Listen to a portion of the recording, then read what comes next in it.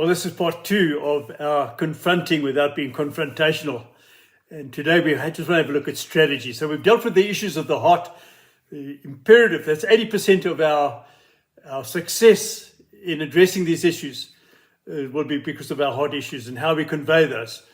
Whether we are able to control our emotions, our body language, some of the words we use, that kind of thing is so important. So now we're going to have a look at strategy. Just going to cover some of the points we raised before. Neutral venue is always important.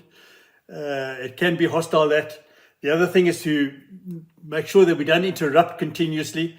Allow the people to feel as though they can express themselves without us jumping in or breaking in. And if there is to be an interruption, it must be, excuse me, can I just clarify that kind of thing. And we must remember too that people will very, very quickly discern our hearts, our intents, and the emotions that we have within the first few minutes. Truly, friends, this is perhaps the most critical part of the meeting itself. Obviously, this part of strategy is important, but very, very quickly, the attitude of the heart of both parties will determine where this meeting is going to go.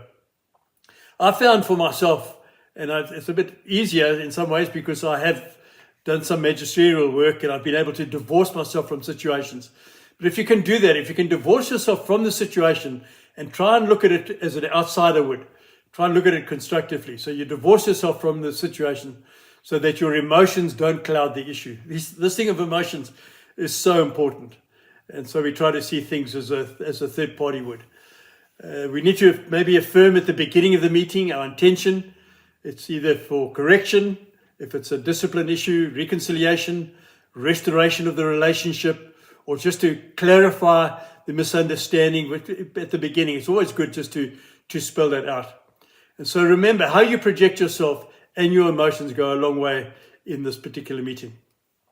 Now, I want to give credit here to a man that I've come to admire and respect as an apologist, a Christian apologist. His name is Greg Kugel, and he has a website called Stand to Reason. A lot of this that I've got from him, and I've learned from him in this, is called the Columbo technique.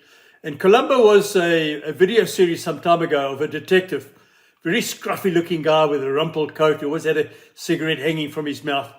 And Columbo, his hair was all ruffled, and he kept on asking questions. In other words, his inquiry was always through questions. He had to borrow a pencil, so he looked like the sort of guy that wouldn't get anywhere with any investigation. But he had a most clever way of addressing issues. And so the Columbo technique is the way that we can go on the offensive in a non-offensive way. It's by using very carefully selected questions to advance the conversation and try to discover what is behind it all. So firstly, we use questions to gather information. That is one of the most important parts. What we want to do, remember we said last time, is that everything is not as it seems. So we don't know everything. We have a limited amount of information. And so using these questions, we can try to extract the truth from the situation. What do you mean by that? When you ask the question, what do you mean by that? What are you actually saying? Why do you feel that way? So the other person gets to talk, and there's no pressure then on you. What you're doing is you're guiding the discussion through questions. And you're discerning throughout those questions. So the first step must be to gather information, remembering that everything is not as it seems. And secondly, we see things as we are, not as always as they are. So we tend to read things through our background, our upbringing, or whatever it is. So we need to make sure that what we're doing is we're getting an understanding of what is really behind this thing. Then the second thing in terms of the Columbo technique, through asking of questions, is to reverse the burden of proof. Once a person has made a claim, they then bear the burden of proof to justify that claim. So you can say then, for instance, how did you come to that conclusion? So you get them to defend their story or their viewpoint, rather than you just trying to refute it all the time. No, it's not like that or whatever. What you do is you try to draw this out of them. I'm interested in your reasons for that. Why would you say that? Or why would you think that? Remember the scripture in Colossians 4 verse 6 says, let your speech always be gracious, seasoned with salt, so that you may know how you ought to answer each person. Can you see heart there? That's from Colossians 4, verse 6. In other words, we need to be smart, be nice, and be tactical. So what we've got to do is then guide ourselves with sound and tempered reasoning. Clear thinking comes to the fore here. Any negative emotion will corrupt any clear thinking and cause great regrets later on. We need to attempt to present the truth clearly and persuasively. And so if anybody gets mad, we lose the opportunity. When people get mad, it means that they're just not listening. In asking the questions and then attentively listening to them, we need to show interest and concern for that party. And we maintain dignity in all that we do. We don't denigrate them in any way. It's important here for us to try to find out where there is common ground by possibly affirming the points of agreement. So if there's the common ground there, let's reaffirm those and encourage them to give their reasons and to hear them out now. So the Colombo technique is question-driven. You lead the conversation, you guide it, you reveal things through it, you disclose things, you examine things through this particular technique. So it's just always asking questions. You're getting them to talk. So the questions are interactive, inviting them to disclose what's on their mind and why they believe that they do. And your inquiry must be genuine. You're seeking truth and reality here. And remember, the question puts a burden of proof on the other person. So it actually puts you in the driver's seat. So the questions will guide and lead the conversation. It has been said that we should never attempt a frontal assault on a superior force. And there's some truth in that. So we need to be sensitive here. For instance, if it's a boss you're addressing or something like that, well, there's a lot more tact and a caution that is needed. You just don't go for the jugular in a case like that. So a major strategy is to get information and to direct the conversation. So there are many questions. Try to think of them. Try to avoid statements. You did this or you said that or whatever. Try to avoid those. And use questions like, why do you think that? Or what do you mean? How did that happen? When you said that, what did you mean then? What were you thinking? How did you come to that conclusion? I want to understand your reasoning. Will you help me? Will you tell me why you believe that? Can you see? We're drawing it out of them and trying to put the burden of proof onto them. So through those questions, you get them to shoulder that burden of truth. And we need to ask those questions sensitively and in an inquisitive, not an accusatory way. So we're not trying to accuse in any way. Just never use rapid or unwise accusations. As I've said, you always or you never. It's an important thing that they know we're not accusing them in any way. This will help to de-escalate any tension that is there. So as I've mentioned, that when you lead with questions, you control the steering wheel. And so it really is finesse, not fight. You're going in there to fight. It's going to get messy. You're not going to achieve much. But it's finesse. You're trying to find resolution to this thing. And if you find that you're being accused or you're being overwhelmed, then quickly revert back to the questions. Get them to do the answering. And where you're in error, admit it. If there's fault on your side, admit it.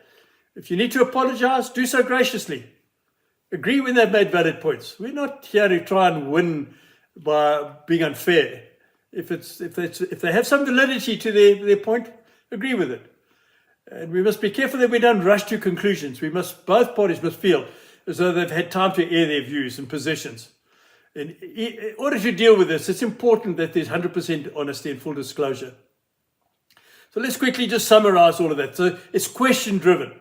That's the Colombo technique. You're drawing it out of them, finding information. So you gain information through the questions. And remember, everything is not as it seems. So sometimes we can go into something, presume we know, we try to attack that or speak about it, and then find actually we're at fault there. So just remember that everything is not as it seems. We need initially to be drawing information out of this thing. The questions place the burden of proof on the other person, and it enables us to discover the truth in the situation. It also enables us to determine any weaknesses in their argument. So the questions are important. Make sure that your emotions are under control. So if you're feeling yourself get heated, sit back a moment, breathe deeply, try to control yourself. Don't lose your emotions. That's destroy every single argument. Apply sound, rational arguments, tempered with reason and accommodation. You want to accommodate them. Don't make direct accusations against them like you always, you never.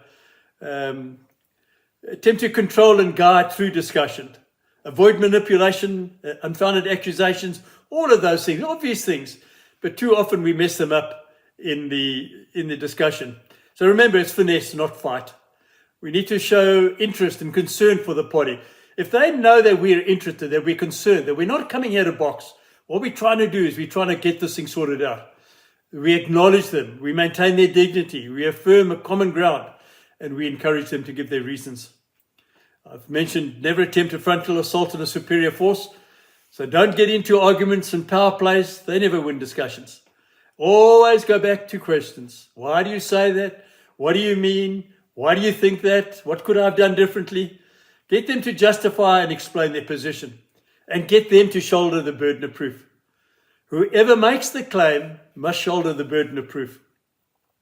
So you continue through your questions to gather information to help you determine if there's a kernel of truth in what they say. And then you need to admit that. Ask sensitively in an inquisitive way. Show them that you're interested in them.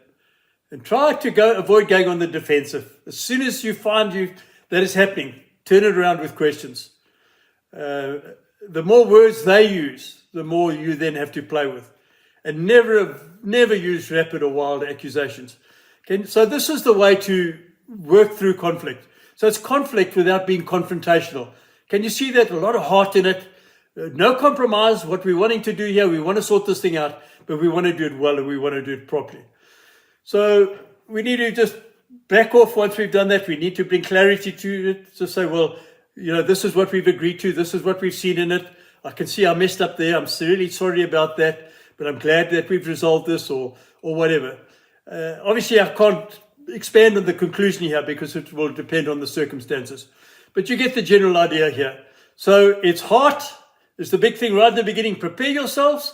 And then when you go into it, you withdraw your emotions out of it and you go in with questions. That's your strategy. I hope it helps. God bless you.